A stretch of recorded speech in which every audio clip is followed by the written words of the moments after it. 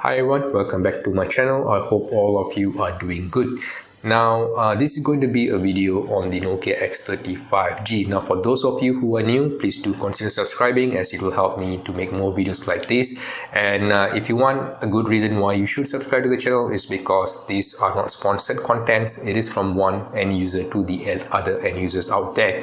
So my views are of my own. I do weigh in the factors before I actually pass the judgment for any devices, and I do make long-term reviews on this device as well, especially when it comes to the software upgrades and camera improvements down the line. Now, like I said, HMD Global is actually shifting or already has shifted their focus on the Western market, so we only get trickle of their devices in the Asian countries. So this is where the channel review matters because in my review, most of the devices are actually imported, so I do weigh in all these factors before I pass my verdict whether or not it is worth the hassle of getting one, because we need to have additional factors such as the additional cost of importing, the absence of any warranty, especially if the device have any issues. So this is where probably the channel is different from any other contents out there. Now with that said, this is the Nokia X30 5G. I'm going to share you a bit and as well as do some simple unboxing for this device. Now I've had this device for more than a week now. So this is the 256GB edition of the Nokia X30 5G. Now for those of you who are wondering how you can obtain one, there are a few channels from the UK that you can actually import, or you can simply get them through eBay these days. Now there are two versions, like I said, the 256 and the 128. This is the 256GB edition. So the other question that I've been getting recently is whether the G65G is coming to India. There are rumors saying that it will be, and I don't think there is any reason why Nokia should not be introducing the Nokia G65G to the Indian markets. So this is the Nokia X30 5G. It comes with two different editions. I would suggest probably to get the 256GB one because the memory here is not expandable, and being marketed as a Pureview device, you can do a lot of photography on this. And the 256GB also means you've got a faster storage processing, unlike the 128GB edition. So with that said, you can see from the box itself that Nokia is going for more environmental friendly packaging, but unlike the Nokia G65G's packaging, which was pretty basic, this actually does look premium. It feels premium. The way they've designed it actually feels premium despite being made of recycled material. So this is a dual SIM version. This is a UK device. You can see a couple of things in the front. You can see the generic design that Nokia or HMD Global is following right now. So the fact that they are able to produce a device of similar let's say build quality, but using more recycled material says a lot about HMD Global's plan on sustainable technology. Now on the back, what it says is built to last, crafted with recycled materials, and to recycle your old phone. So you can actually help to recycle your phones through the link that is shared on the back. So pretty much nothing much. You can actually, here there's a link here that allows you to redeem your tree of planting redeem your tree planting gift. So you can actually go in, log in, and then redeem. So basically you can also plant trees by just purchasing the Nokia device here. So this is the cloudy blue version.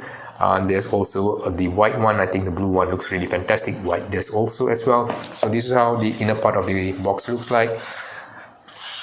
Not really sure what the cavity here is for. Now this is the device itself. I'm going to put it aside. So this is how the inner part of the packaging looks like. So you can see that it's already stated how much of recycled material is used. The camera island uses about 100% of recycled material. The back panel is at about 65%, and the side, probably the aluminium part of it, is made of 100% recycled material. So a lot of recycled material in this device, yet it does feel actually quite good in the hands. So more details here: 3 years of security update, and also monthly 3 years of warranty of OS and also security updates, which is pretty good. So this is what HMD Global is going for, playing the long game. They want your device to be used for a longer period of time. So in the past, I think that probably with the processor which is less powerful, then this so-called marketing might not sound enticing enough. But the 695 695G, the Snapdragon 695G is a pretty capable processor which should probably take in Android 13, Android 14, at least Android 15 with some amount of ease compared to the Snapdragon 480 processor.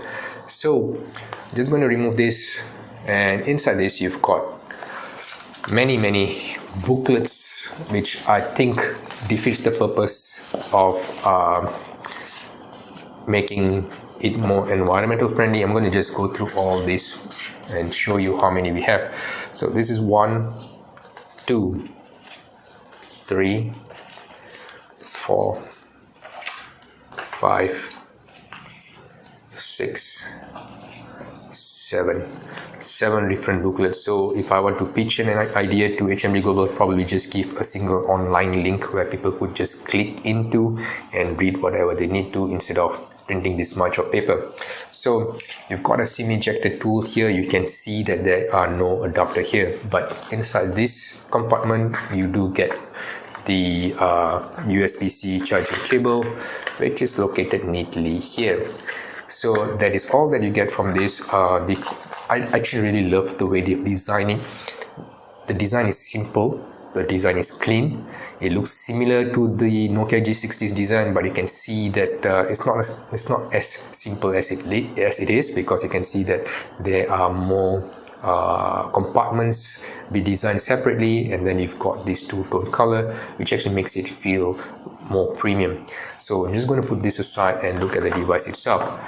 Now the Nokia X30 5G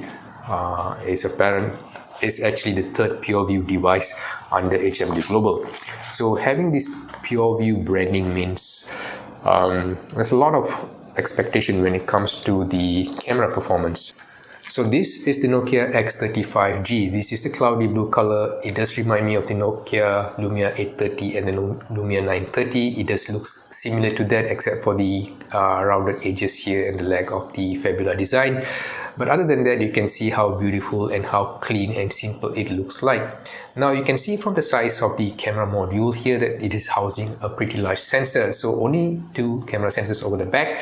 And this is the first Pureview device by HMD Global which lacks the Zeiss branding as well as having OIS. So the OIS is making a comeback here. Pretty much, I'm not sure how much of benefit it will add into the camera configuration here, whether or not it will have a better stability, whether or not it allows more light input, and whether or not it allows longer exposure time. So these are the things that are interesting to know about the Nokia X30 5G. So it's got a primary 50 megapixel sensor, which some say is the same as the one used on the S22. You've got an ultra wide sensor. There's no more third sensor, which is quite good because the portraits are being done using AI these days. And based on my usage on the Nokia G60 5G, the AI portrait is really nice. Now, on the back, it is made of 65% of recycled material. The camera module island itself, it is made of 100% recycled material, similar to the aluminium frame on the side. So we have on the right hand side the volume rocker and the power button, and it's not having any fingerprint sensor here. Now on the left hand side, it's just a clean design. You've got this bands for the antenna, but other than that, nothing much here. No more Google activation button here.